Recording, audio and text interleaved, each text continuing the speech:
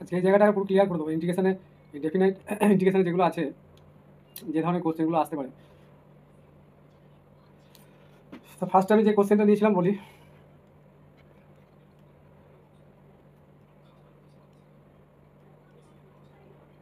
Into dx -3 to 8 mod of x plus 1 dx, এগুলো আমরা কীভাবে সলিউশন করবো বিষয়টা বুঝিয়ে দিই, তাহলে মানে আরও ক্লিয়ার হয়ে যাবে। ক্লাস করা মানে ডিটেলসে বুঝতে হবে। বেশ, মেন ব্যাপার হচ্ছে এখানে আমরা গ্রাফ যখন ড্র করব, এই y equal to mx plus C, এটাই তো অ্যাকচুয়ালি এফএক্স, ঠিক আছে? এইটা কি স্লোপ মানে ট্যান থিটা, আর এটা কি সিটা, ওয়াই অক্ষের কি এটা ছেদিতাংশ। এই জায়গাটা কিন্তু অনেক জায়গায় কাজে লাগবে, এই জিনিসটা বুঝতে হবে। হ্যাঁ, এই ব্যাপারটা বুঝতে হবে। এবার আমি গ্রাফ লাইনটা এক্স অক্ষ ওয়াই অক্ষ টানি।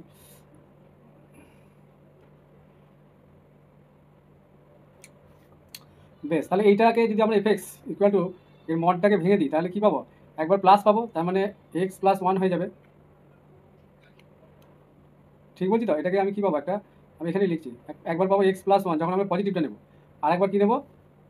মাইনাস অফ এক্স প্লাস 1, তার মানে এটাকে মাইনাস দিয়ে মাল্টিপ্লাই করে দিলে মাইনাস অফ এক্স মাইনাস 1।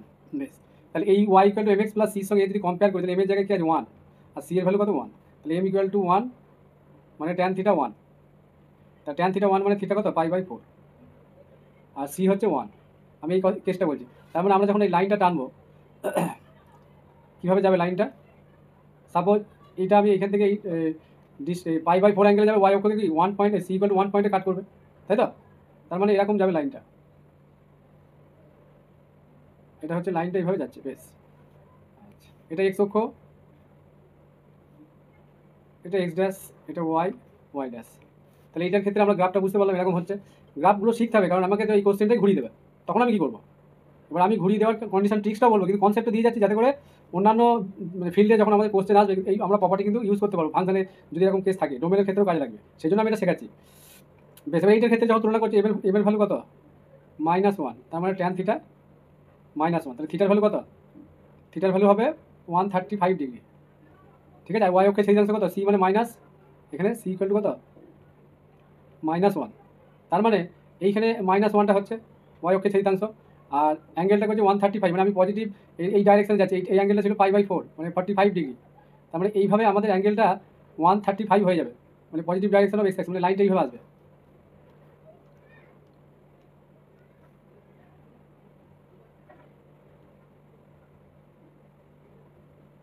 ঠিক আছে? বেশ, এইবার যেহেতু আমরা মডের ক্ষেত্রে দেখি কি, তাহলে এই পয়েন্টটা আমাকে আগে সিলেক্ট করতে হবে যে এই পয়েন্টটা কত? -10 বা -1 ডিস্টেন্সটা আমি যদি নিই, এটা অরিজিন যদি ধরি, তাহলে 1 এখানটা হচ্ছে -1 পয়েন্ট, -10, এই -10। বেশ, তাহলে এই পয়েন্টটা আমরা পেলাম। এবার কি আমরা মডের ক্ষেত্রে দেখি কি, গ্রাফ সবসময় কি এক্স অক্ষের উপর দিকে রাখে, পজিটিভ রাখে, তাহলে নিচের দিকটা আমাকে বাদ দিয়ে দিতে হবে, তাহলে এই দিকটা আমার প্রয়োজন নয়, এগুলো আমি বাদ দিয়ে দেবো। গ্রাফটা আমরা শিখতে পারলাম যে y equal to M x plus c কীভাবে গ্রাফগুলো ড্র করতে হবে। আমি জিজ্ঞাসা করছি সবাইকে, এটা আমি ক্লিয়ার করে দিলাম যে গ্রাফ মডেল কীভাবে টানতে হবে আমরা বুঝে গেলাম, ঠিক আছে? এবার আমাকে এরিয়া ফাইন্ড করতে হবে, মানে এটা মানে হচ্ছে এরিয়া ফাইন্ড করা। এবার এরিয়া ফাইন্ড করার জন্য আমি আর এত কিছু করবো না, এবার আমি ট্রিক্সে চলে যাচ্ছি। তাহলে আমি এই জায়গাটা ক্লিয়ার করে দিলাম যে মডেল গ্রাফ কীভাবে আঁকতে হবে, ঠিক আছে? বেশ, এবার আমি এটাকে ডিলিট করে দিলাম, পুরোটাই ডিলিট করে দিলাম, নাহলে আস্তে আস্তে টাইম লেগে যাবে। বেশ, আবার কোশ্চেনটা আমি লিখছি।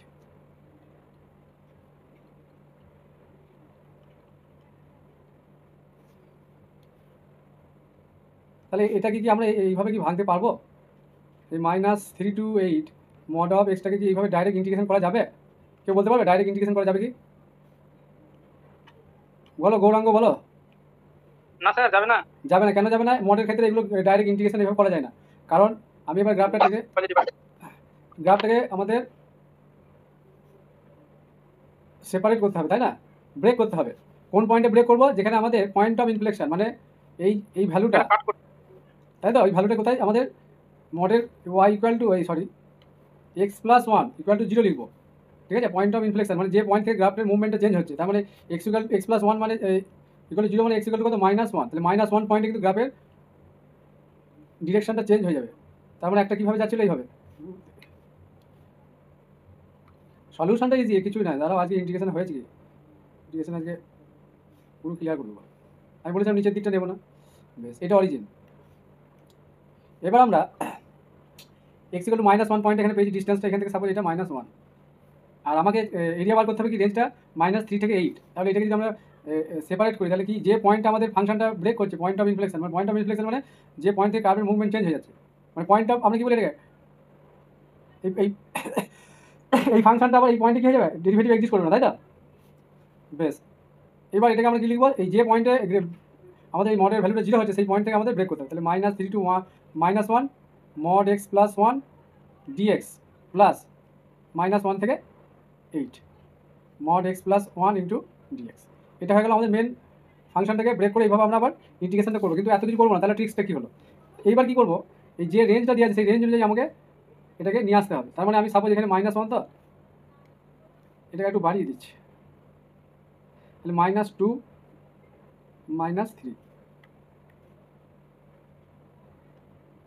এইবার এই -3 বরাবর আমি এই যে কার্ভের অংশটা আছে এটাকে আমরা জয়েন করে দেবো। আর কোথায় যেতে হবে, তাহলে 1 2 3 3 ঘরে গেলাম, আর কি যাব 8 পর্যন্ত যাবো। তাহলে এখানে 0 থেকে 8, সাপোজ আমি এই 1 2 3 4 5 6 7 8 আমি একটু বাড়িয়ে দিচ্ছি, এখানে হয়তো 8 হলো, যাই হোক, সাপোজ আমি এইটুকু 8 ভাবলাম, 8 ধরলাম ওটা। তাহলে আমাকে এই অংশটুকুর এরিয়াটা বার করতে হবে। এই পয়েন্টে ব্রেক করতে হলে, কেন এই তো সমানে যাচ্ছে না, ডাইরেক্ট যদি আমি -3 থেকে 8 ইন্টিগ্রেশন করতাম তাহলে এই অংশটা তো আমাদের নাই কার্ভের অংশ, তাই না? তখন এই অংশ পুরোটা হয়ে যেত, সেই জন্য ওইখানে ব্রেক করতে হলো এই -1 পয়েন্টে। তাহলে টোটাল এই অংশটার আমাদের এরিয়া বার করতে হবে। তাহলে আমরা কি দেখতে পাচ্ছি, এখানে রাইট অ্যাঙ্গেল ট্রায়াঙ্গেল আছে, তাই না? রাইট অ্যাঙ্গেল, তাহলে এখান থেকে এই ডিস্টেন্সটা -3, কিন্তু আমরা এটা কি ভাববো যে টোটাল এরিয়া, আমি আবার দেখাচ্ছি টোটাল এরিয়া, ইন্টিগ্রেশন মানে টোটাল এরিয়া বোঝায়।